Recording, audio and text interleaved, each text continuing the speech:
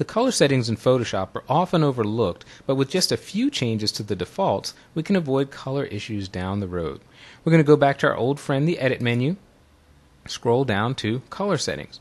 Note that to the right of Color Settings, we've got a keyboard shortcut command of Shift-Control-K on a Windows machine, Shift-Command-K on a Mac.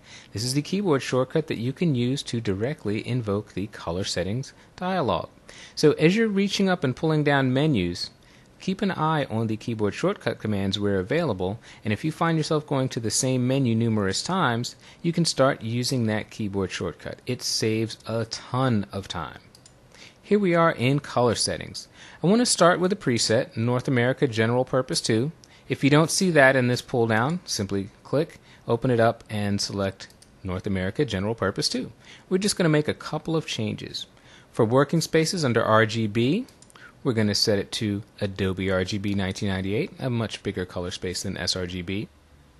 For gray, we're going to use Gray Gamma 2.2, a very common working space for grayscale images.